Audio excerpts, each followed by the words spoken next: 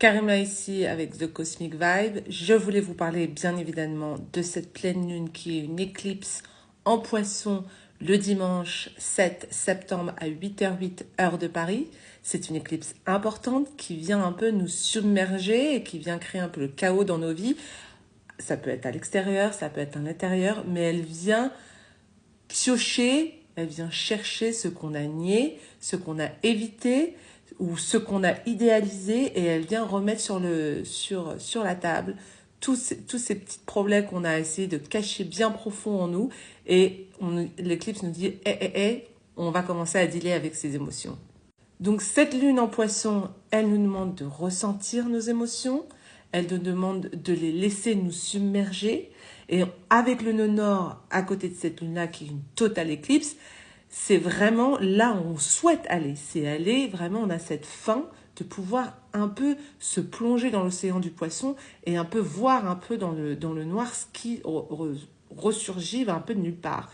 Mais cette lune à l'opposition, elle nous demande quoi? D'être pragmatique, d'être logique. Elle peut parfois trop critiquer, elle peut parfois suranalyser. Et donc, cette lunaison, elle ne nous demande pas ça, elle nous demande de rester dans les émotions et de pouvoir vraiment les sentir dans nos corps, dans nos esprits, de la manière d'un poisson et pas de la manière d'une vierge. Donc la réponse à cette éclipse, c'est de ressentir simplement. Laisser émerger ce qui enfuit, même si cela c'est inconfortable ou déroutant ou parfois déprimant. Le but, c'est de ne pas vous laisser enfouir dans ces émotions, mais c'est de guérir des blessures du passé. Ces éclipses, c'est un peu une thérapie non consentie. Vous en voulez pas, mais on vous l'offre quand même.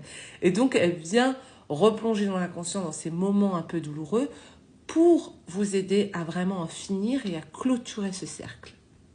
Mais on a de l'aide dans ce ciel, on a beaucoup d'aide, on a Saturne qui est en coprésence, qui vient tout juste de retourner dans le signe du Poisson, qui est rétrograde et qui est coprésente un peu dans cette lunaison avec la Lune et le nœud nord, même s'ils sont un peu loin, ils ne sont pas très proches, mais quand même coprésente.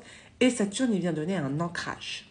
Donc ça peut être une pratique quotidienne, même très courte, ça peut être de 10 minutes, 1 heure, 20 minutes, on s'en fout, c'est quelque chose que vous aimez faire, qui vous permet de vous recentrer quand les émotions elles commencent à monter et de pouvoir juste ressentir sans vous laisser submerger. Saturne, c'est le temps, c'est le squelette, c'est la consistance. Plus vous pratiquez, plus vous devenez maître de cette pratique.